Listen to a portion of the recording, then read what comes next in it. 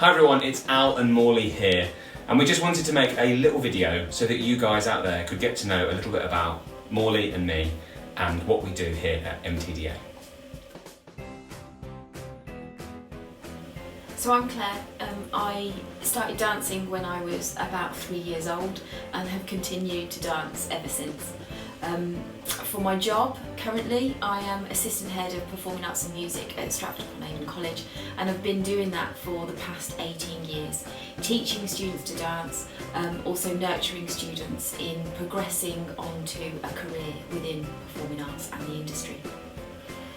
So I'm Al, you can call me Al, there's a song about it, and I am, I do all sorts of things. I'm a musical director by trade, and that's what I love doing, that's what I spend a lot of time doing, but I'm also a singing and sort of voice specialist as well. And I work at college alongside Morley, and I lecture in singing and musical theatre, and I musically direct the shows at college. Been playing the piano from a very young age. I enjoy all sorts of music. I'm also a percussionist and drummer as well. I have been known to play the saxophone, and obviously I sing and spend a lot of time singing in and around. Wherever I am, singing is a big part of it. So that's a little bit about me. So how mtda came about, back in March 2020, as we all know, is lockdown started. Currently working with our students to try and get them through their qualifications. Their time had come to a stop within the practical studio. We're also aware that the theatres in London had shut down, and all our ex-students that were now performing in there were out of work. And it was because of this combination of the two that actually brought about the idea of mtda, that we could offer masterclasses for performers in training led by masters who are performing currently in the West End, and that's where the idea kind of started and grew from there, really. And so once we had this idea and the concept was born, that mtda was happening, and for those of you who don't know what it stands for, mtda is the combination of musical theatre, dance and acting, which is where kind of our skills and experience lie, and that was what we wanted to bring really through the masterclasses. So we then had to put legs on our idea, so the concept was out there, and so we hit the socials hard. We went onto social media, we hit Twitter, we hit Facebook, we hit Instagram, we sent out emails, we've had Zoom phone calls, we've had FaceTimes, we've done WhatsApp, we've done a lot, and got in touch with all these wonderful people that at some point in their training or their career had been guys that we'd worked with at Stratford-upon-Avon College. And the response that we had from those guys was overwhelming.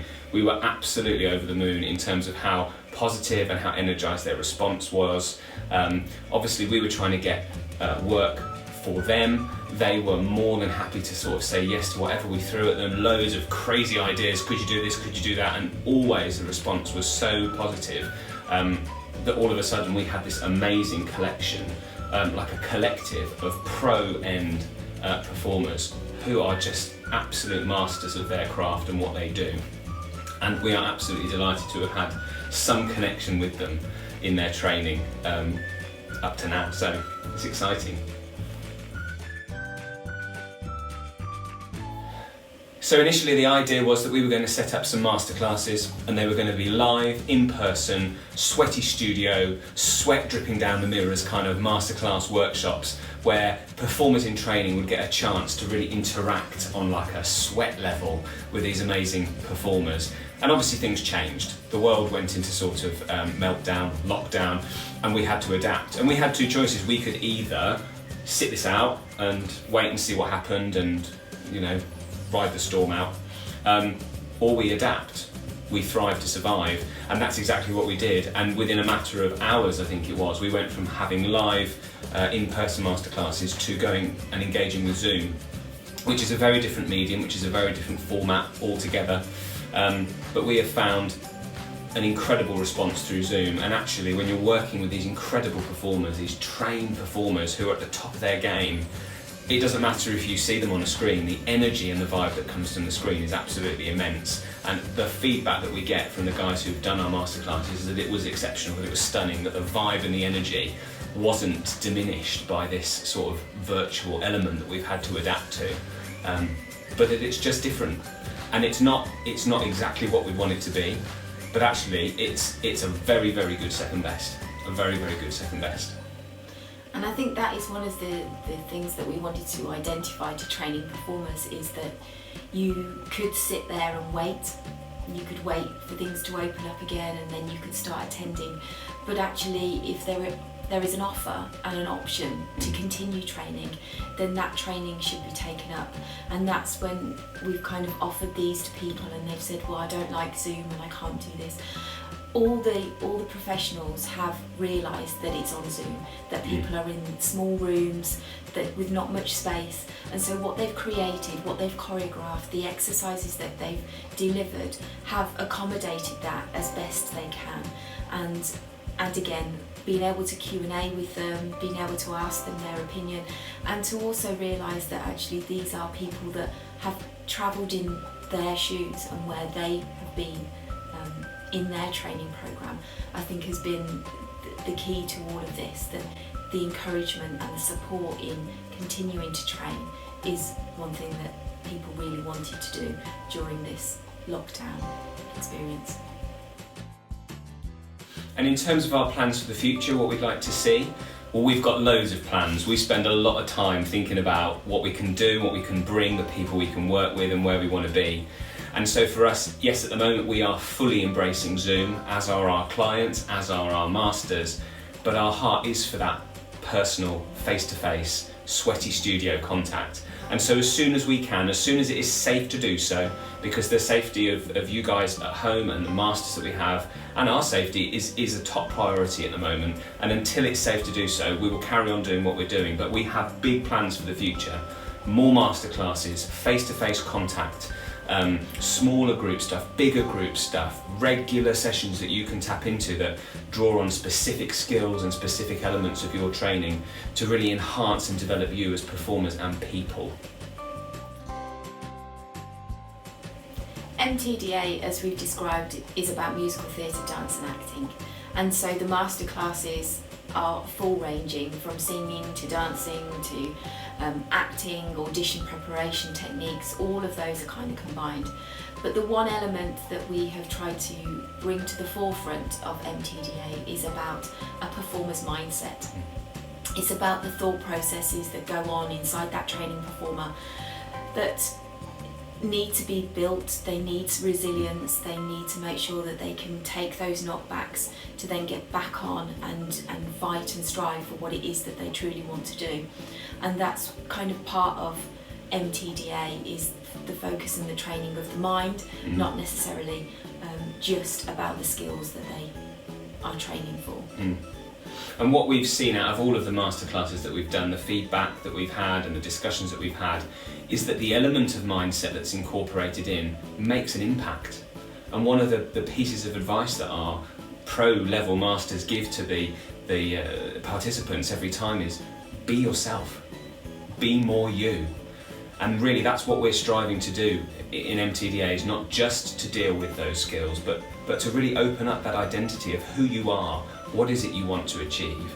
And it might be that you've never done an online thing, it might be that you've done an mtda masterclass, but when you come to us, maybe you've had a busy week, you've had a tough time, but you come into the Zoom session and we do the introductions, and then we hand over to this one, and then all of the stuff that you've thought about in the week, all the stuff that's built up, is taken away, because we have Morley's mindset moment, which refocuses you, gives you a different intensity or a different perspective on what you're about to do.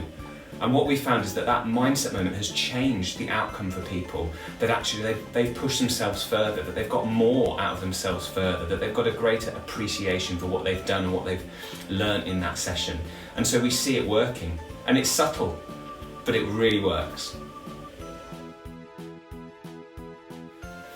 So, what's it like working with Morley? Okay, so Morley is a machine, and that's something that comes out quite a lot. Morley the machine. She's a real thinker and a real planner, and she can put legs on the ideas like that. So it's about her brain and what she can do with it that's quite inspiring to be around, really.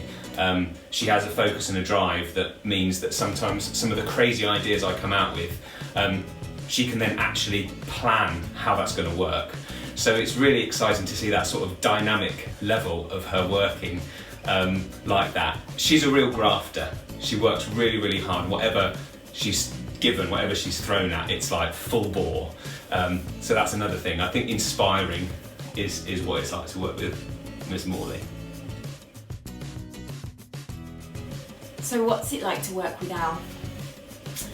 Well, it's hard work and it's quite challenging, but it's great fun, is what I'd say. Al, as we know, is a singing tutor, yeah, and the way that he can work with singers' voices just for a short period of time allows them to grow and develop and reach things that they never potentially knew that they could, which is very inspiring to watch. With regards to MTDA and his vision for this, he's very visionary. Yeah, the ideas spark quite quickly, and it's about working out which ones are worth it and which ones aren't. But the technology that he brings and the quick fireness around all of our social media and all of that kind of stuff is really where his skills lie. But also that it's just, again, inspirational to be around, and that's how we've kind of put legs on MTDA, as he was describing, and that it's up and running, and hopefully those that have participated so far have enjoyed the experience. What would I sing at a karaoke night?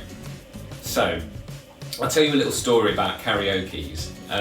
So, when I was must have been about 6 or 7, maybe a little bit older, and I was on holiday with my family down in Dorset, and we were staying in Sandbanks. Lovely little holiday, and it was really nice. Anyway, I think on the last night we went downstairs into the bar area or whatever, and there was a karaoke on. And so this was sometime in the 90s, where there was all sorts of, stuff in the charts. Jason Donovan was rife at this sort of time in my musical career. And anyway, my mum said, "Well, do you want to get up and sing?" Because I did quite a bit of singing around the house. I was enjoyed singing, have always sung. And so yeah, my mum was thinking he's probably going to get up, sing his favourite song from Joseph, because I like Joseph a lot at that age. But no, the young Al at around 6 got up and sung some Vera Lynn, that classic tune, Bluebirds Over the White Cliffs of Dover. So that was my very first karaoke experience, and I stood there on this stage in this little bar area, and that's what I did. I don't think I do that now. I think I do something different. So my go-to karaoke song, and obviously because I play the piano as well, I've often found myself, if I'm at a gig or something where there's an open mic and there's a piano there and I churn it out, the song I go to is Elton John's version of Your Song, and it's just one of those beautiful songs that I really love. And I sort of mix it up a little bit with the Moulin Rouge version and just sing a bit high and have a bit of fun with it. So Elton John, Your Song for me. What's my karaoke song? You wouldn't find me doing karaoke, I'm afraid. I'm much more geared towards a supportive role, so I'm quite happy to be a little backing dancer for anybody who wants a little bit of support when karaokeing, but I'm afraid, just pass the book along. I'm not choosing a song, I'm afraid. She can sing, I've heard it. Do I have a nickname for Al? I have several nicknames for Al. I just can't share them with you, because a lot of the time when these nicknames come out is when I'm quite frustrated with what he is kind of suggesting or expecting of me. So yes, there are plenty of nicknames. I'm afraid I just can't share them with you. So do I have any nicknames for Morley? So yeah, there are a couple, and I can share these ones with you because these are polite. So these are okay in acceptable company. So the first one is Morley Moo, and I really don't know where it comes from, but you've had that for a long time. A long time, Morley Moo. So that comes out quite a bit. Oh yeah, but the main nickname really that she gets is Fievel, which is the name of the little mouse, Fievel Mouskowitz, from The American Tail, that lovely cartoon, because I think there's a resemblance. And if you might have seen it on the social media, I did a little thing where I had the two faces, and we did a little poll. And I think Fievel was one in the end, didn't it? It was like, yeah, she looks like Fievel, so that yeah, Fievel Mouskowitz. So is my glass half full or half empty? I would say it's half empty. I wouldn't say I'm negative, but I'm always looking at the bit that may not work, the bit that I need to solve the problem for. So I'm aware that it's half full, but I'm more concerned about the bit that's not there yet and how I'm going to get to it being full, I think. Is the glass half full or half empty for me? So I'm very much a half full kind of guy. Intrinsically, in my core of my being, I'm an optimist, and I believe that anything can be achieved. So I have that sort of drive and that sort of passion for getting stuff done, and I come online in a situation where it would appear that there's no solution, or that there is a crisis, or that I need to go in and I need to fix something or someone or do something to get the situation sorted. So I really thrive in those environments where I can see the potential for that positive outcome.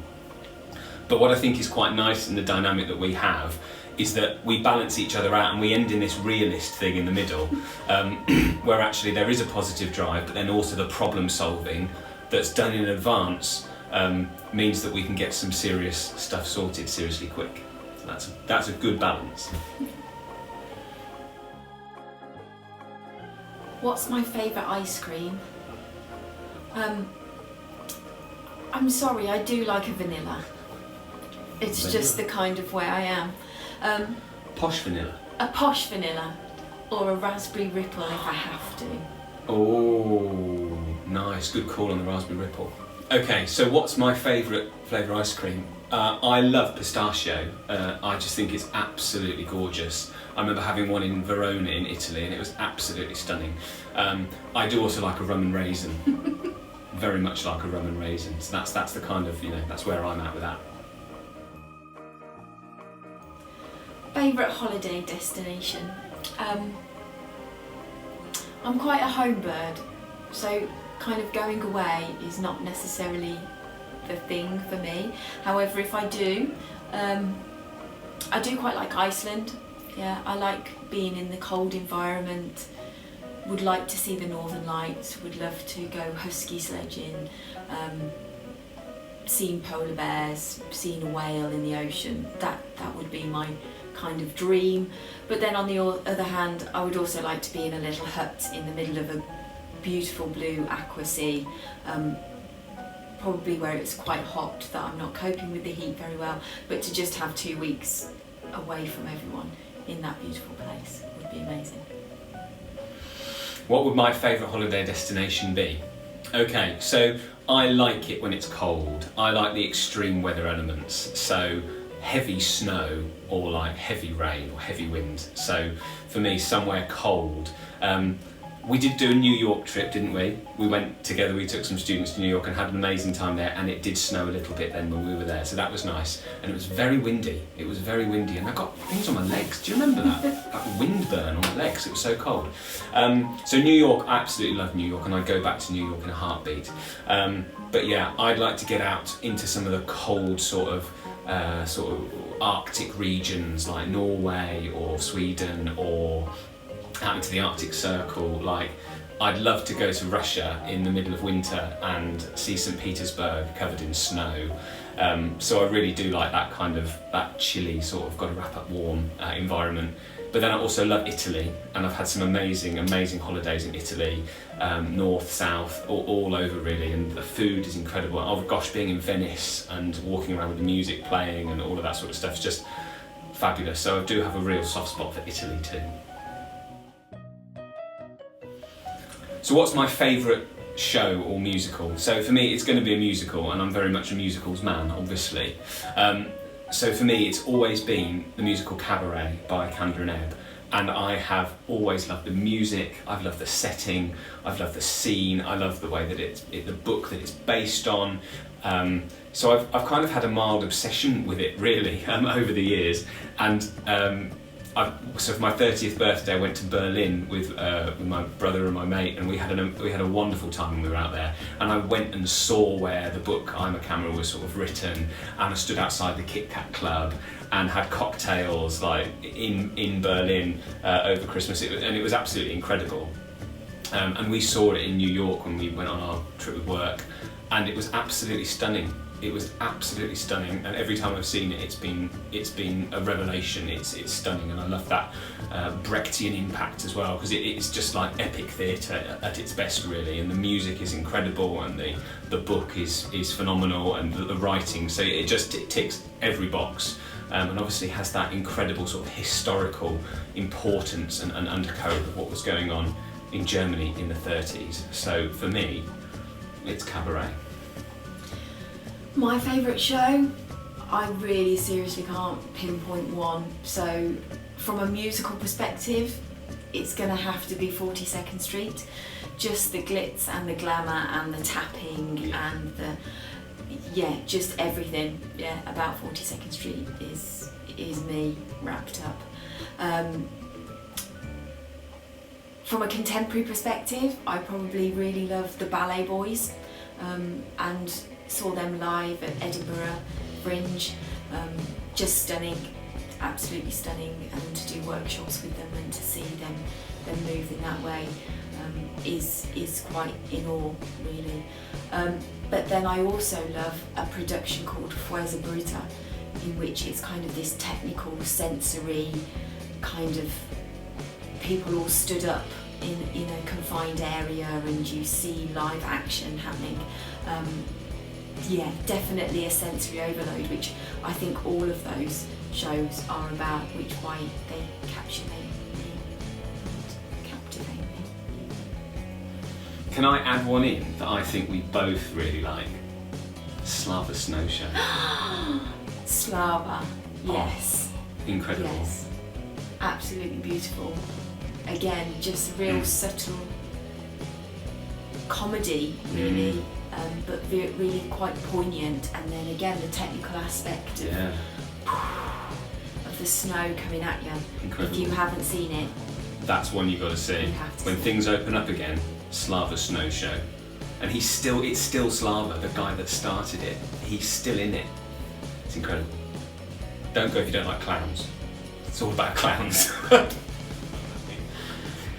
Okay, so we really hope that you've enjoyed our little video about us and mtda, and just getting to know us a little bit more, finding out about us and our values and who we are and what makes us tick. And we'd encourage you, if you've got a spare moment, to have a look at www.mtda.uk to find out more information about us. But we're also on social media. On Instagram, Facebook, Twitter, #wearemtdauk, where you can follow us, like us, share us, but then maybe book a ticket and come and masterclass with us. Fab. Thanks for watching. See you soon. Bye.